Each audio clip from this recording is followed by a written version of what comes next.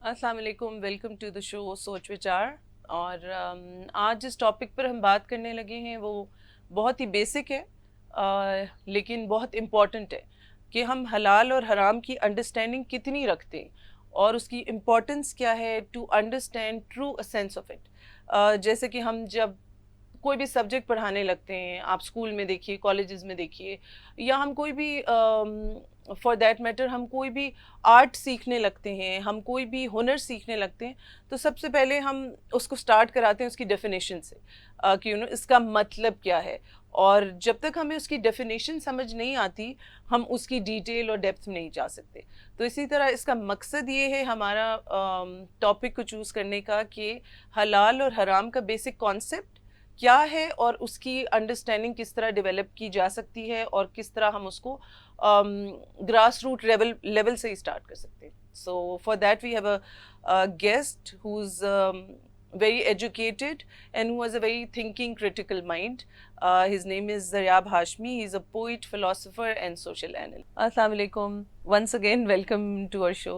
Walaikum salam. It's Thank so you. good to have conversation with you and getting a very educated perspective, a Thank you. well-read perspective. Thank So we wanted to have you again. Thank you. Thank you Thank for you so having me, much for जी. Thank coming. you. आप मुझे बताएं, जैसे कि आपको पता है, the topic revolves around basically our ideas about हलाल, कि क्या बस वो मोटी मोटी दो चार चंद चीज़ें ही हलाल में आती हैं, या हलाल हराम का जो कॉन्सेप्ट है वो हमारा इन इट्स ट्रू सेंस हम फॉलो करते हैं। दूसरा ये कि जब भी हम किसी चीज़ के बारे में सोचते हैं तो क्या हम इसको रिसर्च, हमारी सोसाइटी में क्या ऐसा ट्रेंड आपको नज़र आता है, बिकॉज आपका ताल्लुक ऐसी लिखने पढ़ने की सोसाइटी से है, कि क्या हम रिसर्च करते हैं, हम एक्सप्लोर करते हैं, हम उसको सोचते हैं, जैसे कि ये हलाल हराम का भी कॉन्सेप्ट है, हम इसके ऊपर कुछ तहकीक करते हैं और उसको इन डेप्थ सोचते हैं कि ये है क्या है, बस दो चार मोटी मोटी चीज़ें हैं जो हमें मना कर दी गई हैं, या दो चार चीज़ें हैं जो कि हमने करनी है, and then we fit the category of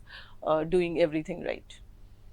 अच्छा, ये अच्छा सवाल है आपका कि आ, किसी किसी भी वर्ड को, किसी भी टर्म को हमारे हमारा जहन किस तरह से परसीव करता है। जैसे आप कहते हैं हलाल है कोई चीज़, तो वो हलाल किस चीज़ की इजाज़त है, और उसको उसको कहाँ पे मैल यूज़ करते ही वो हलाल अपनी डेफिनेशन से निकल जाएगा। यस। मिसाल के तौर पे, मैं पानी तो हलाल है मेरे ऊपर, लेकिन मैं अगर ज़रूरत से ज़्यादा पानी पीऊँगा तो वो मेरे डैमेजिंग हो जाएगा, आप अपनी जान पर जुल्म करेंगे, तो वही हलाल पानी मेरे लिए हराम हो जाएगा। या किसी डायबिटिक पेशेंट के लिए चीनी हराम हो जाएगी। Very interesting. तो वो आपने बड़ा इजीली आइडेंटिफाई करना होता है कि आपके लिए क्या चीज़ हराम है और क्या हलाल है। वो रिलीजन की डेफिनेशंस अलग हैं जी बिल्कुल कि उसके वो बहुत और माशरती लेवल पे किसी चीज़ को एज जूरिस्प्रूडेंस, एज शरिया, वो जब फिक्स करता है इस दीन, कोई भी दीन, कोई भी मजहब या कोई भी नॉर्म ऑफ द सोसाइटी किसी चीज़ को हलाल या हराम करते हैं, उसके ऑफ कोर्स पैराइड मुख्तलिफ हैं। लेकिन आप जहाँ आप जिस रुख पे आप बात कर रहे हैं, वहाँ तो बेसिक डेफिनेशन की रिसर्च आप कर रहे हैं कि इतना तो पता हो कि अगर आपसे कोई कहे कि ये चीज़ जायज़ है, तो आपको उसको एक्सप्लोर करना चाहिए, उसकी तहकीक करनी चाहिए कि उसका मतलब क्या है। बिल्कुल बिल्कुल ठीक है। और जैसे इफ आई से कि हम हमारी डे टू डे लाइफ में आप देखें कि मोस्टली झूठ बोला जाता है। इफ बिजनेस देख लें आप, कोई चीज़ बेचने के लिए, रिश्तों में आप देख लें, कोई रिश्ता करने के लिए झूठ का सहारा लिया जाता है, और very conveniently, without even thinking that what we are doing is very harmful. And the concept of हलाल एंड हराम, वही अगर if we see the definition, कि वो यही है ना कि आप ऐसे काम करें कि जिससे ना आपकी जान को नुकसान हो ना दूसरे की। तो वो वाले कॉन्सेप्ट्स हमारे क्यों इतने मेस्ड अप हैं कि हम सोसाइटी में, how do you see it, कि हम जो है वो झूठ को कुछ समझते नहीं हैं, और हम समझते हैं कि नहीं जी, हम तो बड़ा रिस्क हलाल कमा रहे हैं, because for us the category of हलाल एंड हराम is very different, and is बहुत कोई एक मोटी सी टर्म है जो कि हम समझते हैं कि that is only the wrong thing. जी जी। असल में अगेन आपने जो बात की, जैसे लेट्स से कोई झूठ बोल के अपनी कमाई कर रहा है, चाहे वो किसी भी काम कारोबार से ताल्लुक़ रखता है, तो झूठ इस ज़ुमरे में जब हम डिस्कस करेंगे तो झूठ फॉल्स इन बदयानती। जी। आपने यानी बाकायदा तौर पे किसी 10 रुपए के ग्लास को नाजायज कीमत पे बेच दिया, या उसके इंग्रेडिएंट्स के बारे में आपने झूठ बोला, तो आपने बेसिकली बददयानती की। You are dishonest. डिसऑनेस्ट का मतलब है कि आपने अमानत में खयानत की। आपका राइट था, आपकी ड्यूटी थी, आपके ऊपर फर्ज था कि आप अपनी कमाई करने के वक्त सच से, दयानतदारी से काम लें, और फिर अल्लाह पे तवक्कल करें कि वो चीज़ आपको मिलेगी जिस चीज़ के लिए आप चले हैं, जो काम कारोबार आप करें। हम यहाँ क्या करते हैं कि from the grass root level आप फल लेने जाएं तो आपको वो ख़राब फल वो बीच में डाल देंगे।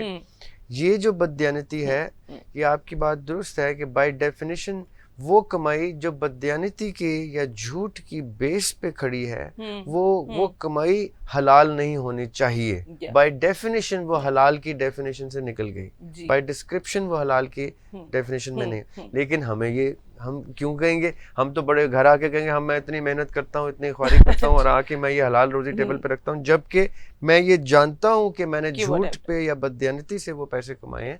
तो जरूरी नहीं कि खाली नशे की स्मगलिंग हराम हो, जरूरी नहीं कि कोई खुदा ना खास्ता कोई जुए की कमाई खाली हराम है। वो मस्जिद में बैठे हुए भी कोई चीज आपने बददयानती से की तो वो हराम हो गई, वो आपके ऊपर भी हराम है, और फिर उससे अर्न किया हुआ या उससे रिस्पेक्ट भी जो आपने अर्न की झूठ की बेस पे, वो रिस्पेक्ट भी हराम हो गई, वो कमाई भी हराम हो गई, क्योंकि रिस्पेक्ट भी आपके रिस्क में ही फॉल करती है आफ्टर ऑल। और ये बात है ना कि देखिए, जब आप कोई गलत काम करते हैं, if you are aware and when you are aware कि हाँ ये मैंने गलत किया, तब तो वो गिल्ट प्रोवोकिंग होता है।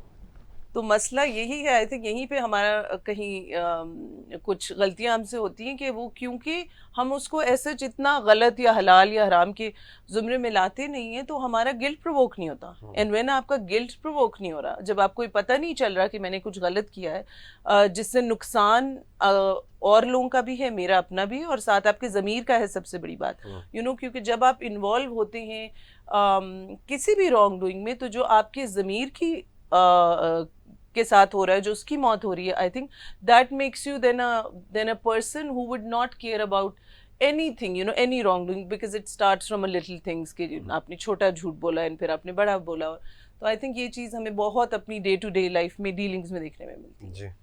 सो यस, और बहुत सारी चीज़ें अगर हम देखें, छोटी छोटी ऑफर्स दी जाती हैं जिसको अगर हम बहुत रिलीजियस पर्सपेक्टिव से देखें, तो वो क्या आपको लगता है कि ये इंडल्ज करने के लिए है लोगों को ऐसी चीजों में जो मार्केटिंग में जो यूज होती है, यू नो, कि okay so you do this and we gonna give you this, you know, अब आप उसको इंसेंटिव समझें, अब आप उसको ब्राइब समझें, वो क्या है? देखिए आपने खतरनाक बात की है, क्योंकि इस पे बहुत से प्रोफेशन हिट होते हैं, सच्ची आपको कुछ प्रोफेशन तो खड़े ही झूठ के ऊपर है। वो एक झूठी चीज़ बिल्ड करने का एक उनको आर्ट आता है, एक ऐसा मेक बिलीव एनवायरनमेंट जनरेट किया जिसके इल्यूजन में आप फॉल करते हैं और आप अपनी कमाई या अपने पैसे उसमें लगा देते हैं। वो कमाई फिर वाकई में उसी तरह से मल्टीप्लाई हो ना हो, वो चीज़ बने ना बने, वो अलग बहस है, लेकिन आपने you have the art of establishing an illusion which is based on a lie. And when it's based on a lie, it has to have the element of being not good, not jaiz, not halal. Even if we cannot call it haram, लेकिन हम उसको जायज़ ना कहें। लेकिन ये आपकी जो प्रीवियस बात थी, देखें मेरी परवरिश में अगर कई चीज़ें इस तरह से इनकलकेट कर दी गई हैं कि जिसको मैं ठीक समझ के चल रहा हूँ, तो वो मैं ठीक समझ के करूंगा और मैं उस पर लड़ूंगा, झगड़ूंगा भी। इसका मतलब है कि it all boils down to one thing कि आपने परवरिश के टाइम पे अपने बच्चों को या अपनी सोसाइटी में नॉर्म्स में कहाँ आपने दयानतदारी से उसको सब कुछ पहुंचाया, तो वो काउंटर दयानतदारी आगे रिफ्लेक्ट करेगा। हम बच्चों की तरबियत में ही बददयानत है, तो इसलिए हमारे बच्चे ही बददयानत पैदा होते हैं। जब वो बच्चे बददयानत बड़े होते हैं तो वो आगे बददयानती करते हैं और उसको सिस्टम का हिस्सा बना लेते हैं। आज पाकिस्तान जैसे मुल्क में 150 प्रोफेशन ऐसे हैं जो बड़े बाइज्जत बावकार बनते हैं on the face of it, लेकिन वो किसी भी शरीफ आदमी को उनकी सारी इज्जत, उनकी सारी कमाई, उनका सब कुछ बाकायदा तौर पे इफ नॉट हराम नाजायज जरूर लगता है।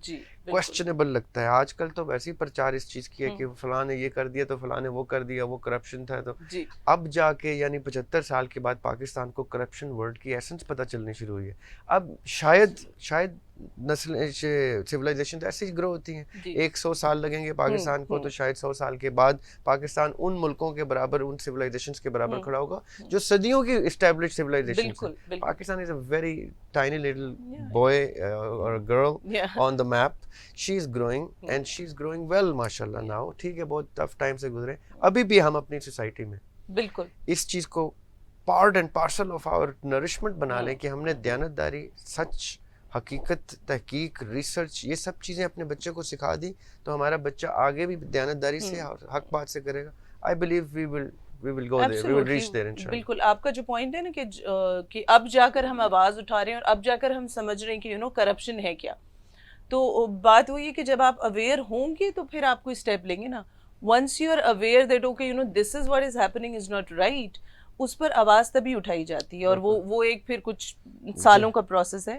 एंड वी होप कि एज अ सोसाइटी फिर वो ये कि हम सिर्फ रिस्पॉन्सिबल, आंसरेबल, अकाउंटेबल अथॉरिटीज को नहीं बना सकते। हमने अकाउंटेबिलिटी अपने आप से शुरू करनी है कि okay what ever I am doing in my life, मैं कितना उसमें दयानतदारी से चलती हूँ या चलता हूँ, मैं कितना हलाल हराम का, नाजायज जायज का ख्याल रखता हूँ। तो अगर हम अपने आप से शुरू नहीं करेंगे तो आई थिंक, और होता यही है और मसला ये है कि हम अपने आप से नहीं करते। हर इंसान दूसरे को पॉइंट आउट करना चाहता है कि अच्छा देखो फलां घर में क्या हो रहा है और फलां घर में क्या हो रहा है, लेकिन उन घरों में जो हो रहा है वो आप शायद डायरेक्टली तो चेंज नहीं कर सकते, लेकिन आप इनडायरेक्टली कर सकते। So if you start from your own self and then आपके इर्द गिर्द लोग, and again my point remains same कि through a place of, or from a place of positivity, from a place of not imposing things on children, कि अगर हम कहें कि नहीं जी वो हम सख्ती से बच्चों को बता देंगे ये हलाल है और ये हराम है, I think children have the most critical mind and critical thinking को हमें अब प्रमोट करना पड़ेगा। वो ज़माना गुजर गया जब इम्पोज कर दी जाती थी चीज़ें और फिर वो बच्चे समझ भी लेते थे और उस पर एक अमल भी कर लेते थे। तो critical thinking I think in these aspects also very important. True, very true. जैसे भी आपने ऑफ एयर बात की थी ना कि आप कंटेंट आपको अपील करता है तो आप प्रोग्राम की हामी भरते हैं। ये वो दयानतदारी है अपने साथ, अपने प्रोफेशन के साथ, कि मैं अगर लोगों के सामने अपनी कोई मौक़िफ़ रख रहा हूँ और उसी में मैं सच्चा नहीं हूँ या मैं सुपरफिशियल सा कोई फेक अभी टेम्परेरीली एक्ट करूँगा, जैसे कैमरा ऑफ होगा मैं कहूँगा यार बदतमीज़ भी हो जाऊँगा, बदलिहाज भी हो जाऊँगा और कोई वो अपनी किसी नेगेटिव रूटीन पे चल, तो ये इस वक्त मार्केट में सब ये खेल रहे हैं। जी and you're not basically so you don't have expertise in something and you want to do it just because somebody has offered you that, just because that is offering you money। Exactly, and that money that you're getting is not halal. If whatever else it is not halal for sure. Yeah, you're accountable for it. You should be. So Zaryab Sahab, what do you see? What are the repercussions of these acts, like जिनको हम so called very small little act समझते हैं? Somebody thinking because I'm poor, so what if मैंने किसी से 50 झूठ बोलकर ले लिया या ऊपर की कमाई कर ली, so what do you say? वो नील आर्मस्ट्रांग ने कहा था ना चांद पे पांव रखते हुए कि this is one small step for man but a giant leap for mankind। वाकई में यही इम्पैक्ट है उसका कि अगर आपने लेट्स से मुझे 9 to 5 नौकरी कर रहा हूँ मैं और मुझे उसकी एक्स अमाउंट ऑफ सैलरी मिलती है, तो वो अगर मैं डिवाइड करूँगा पर डे के ऊपर या पर आवर के ऊपर तो मुझे एग्जैक्टली पता चल जाएगा कि मैं पर आवर क्या चार्ज कर रहा हूँ। और उस पर आवर चार्ज करने में, उस 8 आवर्स ऑफ डेली ऑपरेशंस में मैंने 1 घंटा सिगरेट पीने में, गपशप मारने में, लंच में और गॉसिप करने में, अखबार पढ़ने में लगा दिया, तो वो 1 घंटा मैंने हराम कर दिया। और मैंने जैसे ही वो अपनी रूटीन का हिस्सा बना लिया, जो कि दफ्तरों में डेली बेसिस पे होता है, जैसे ही मैं अपनी रूटीन का हिस्सा बना लिया तो चाहते ना चाहते हुए वो मेरे सिस्टम का हिस्सा बन रहा है और फिर मेरे घर के सिस्टम का हिस्सा बन रहा है, मेरी जनरेशन्स जो नेक्स्ट आ रही है उनके सिस्टम का हिस्सा बन रहा है। So much to a level कि बेल बजेगी और मैं बच्चे को कहूँगा बेटे कह दो पापा घर पे नहीं है। ये वो झूठ है जो हम बच्चे को सिखा रहे हैं ये उसकी परवरिश का हिस्सा बना रहे हैं कि अच्छा कभी ये भी कह देना होता है कि पापा घर पे नहीं है और चलता है। And normalizing it, you know, जी, झूठ को नॉर्मलाइज करें। सिर्फ झूठ को नहीं, हम बददियानती को नॉर्मलाइज करते हैं, हम बेहयाई को नॉर्मलाइज करते हैं, हम जुल्म को नॉर्मलाइज करते हैं, हम तशद्दुद को, हम लोगों की हक तलफी को नॉर्मलाइज, हम इस लेवल पे, और हमने सब कुछ फिर भी पाकिस्तान इस्लामी जमहूरिया पाकिस्तान को हलाल स्टेट डिक्लेयर की। हम ये भी जानते हैं कि जो हम हलाल मीट खा रहे हैं वो हलाल नहीं होता। हमें ये तक पता है कि वो जो मुर्गी हम खाते हैं वो मुर्गी जो है वो मरी हुई मुर्गी खाते हैं, हम ज़बा हुई मुर्गी नहीं खाते। इसका मतलब है कि जो कॉन्सेप्ट, जो एक एक मिनट भी हमने हराम किया यानी हलाल नहीं किया, जब हम अक्सर गुस्से में कहते हैं अपनी नौकरी तो हलाल करो भाई, वो हम इसलिए कह रहे थे क्योंकि हमें इतना कॉन्सेप्ट है कि नौकरी हलाल वो नहीं कर रहा, लेकिन इतना नहीं है कि मैं भी वो नौकरी हलाल नहीं कर रहा। So what happens is that the impact goes to generations and it is an irreversible act. आप अपने बच्चे की परवरिश में अगर कुछ डाल देते हैं ऐसा कि वो आगे रिफ्लेक्ट कर देता है, उसने सोसाइटी में वो थ्रो कर दिया, करना ही है उसने, वो थ्रो वापस मैं नहीं ला, मैं बच्चे को पिटाई कर सकता हूँ, बच्चे की धुलाई कर सकता हूँ, दोबारा से उसको वो ना करे, लेकिन जो उसने एक्ट कर दिया वो कितनी जनरेशंस और कितने ईयर्स तक वो उसका इम्पैक्ट रहेगा वो इंसान तसव्वुर नहीं कर सकता। इसलिए ये बददियानती इतनी की एलिमेंट है आपके प्रोग्राम की। मुझे बड़ी खूबसूरत लगी बात, you are getting to the very heart of the matters, कि आप वहाँ पे से इसको क्योर करें। अब डॉक्टर के पास, आप साइकोलॉजिस्ट हैं, आप डॉक्टर के पास एक मरीज आएगा और वो चीख रहा है तो हम उसका मुंह बंद नहीं कर देंगे कि जाइए जिसको ले जाए इसकी चीख बंद हो गई, नहीं, हम उसके सोर्स पे जाएंगे, रूट कॉज पे जाएंगे, where is it coming from, उसका एक डायग्नोसिस होगा और फिर प्रिस्क्रिप्शन होगी। ये जो डायग्नोसिस आप इस प्रोग्राम में निकाल रहे हैं ना हलाल का, ये बड़ा खूबसूरत है कि कहाँ से ये चीज़ घरों में, परवरिश में, हमारी परवरिश में, हमारे बच्चों की परवरिश में, चलें जो हम तक आ गया वो तो हमने ले लिया, आगे हमने जब ये अंडरस्टैंड कर लिया, कॉम्प्रिहेंड कर लिया कि it is such a grave thing for us to discuss and act on. आज का स्टिच जो है, हमने कितने जनरेशंस को हमने उसमें बचा लिया और सेव कर लिया। हम हीरोज बन जाएं, टेक्निकली हमारे बच्चे हीरोज बन जाएंगे अगली जनरेशंस के लिए अगर वो अपने हलाल को रिकग्नाइज कर लें कि वो कॉन्सेप्ट्स ठीक कर। बिल्कुल बिल्कुल, I totally agree. I hope आपको इस थॉट प्रोवोकिंग टॉपिक से और हमारी गेस्ट की जो इनसाइट थी, हमारे गेस्ट की जो अंडरस्टैंडिंग थी टुवर्ड्स द टॉपिक, उससे आपको कोई न्यू आइडिया मिला होगा, उससे आपको कोई कुछ लर्न करने को मिला होगा। क्योंकि बेसिक मकसद हमारा इस शो को करने का, जैसे कि इसके नाम से भी बड़ा एविडेंट है, सोच विचार, वो यही है कि हम चीज़ों के बारे में सोचें, हम आइडियाज़ को बस एक रिजिड पॉइंट ऑफ व्यू से ना देखें और हम डिफेंसेस को लोअर करके चीज़ों को अंडरस्टैंड करने की कोशिश करें और हम इंडिविजुअल रोल की तरफ ध्यान दें। क्योंकि जब हम इंडिविजुअल रोल पर काम करते हैं तो फिर हम एट लार्ज भी बहुत सारा कंट्रीब्यूशन कर सकते हैं। क्योंकि सिर्फ हम अपना कंट्रीब्यूशन अगर ये समझेंगे कि हमारा कंट्रीब्यूशन सिर्फ क्रिटिसाइज करने का है या हमारा बस जो एक मासेस की तरफ देखने का है कि वो रोल क्या प्ले करें, तो फिर वो कहीं ना कहीं हमारा अपना इंडिविजुअल की रिस्पॉन्सिबिलिटी से ध्यान हटा देता है। तो I think that's very important and that is the main purpose of the show कि हम सब अपनी individual responsibility to make ourselves aware of the things that are important in life और for ourselves and in general also for the society. So इंशाल्लाह आपको next programme में फिर एक नए थॉट प्रोवोकिंग टॉपिक के साथ मिलेंगे और until then, Allah Hafiz.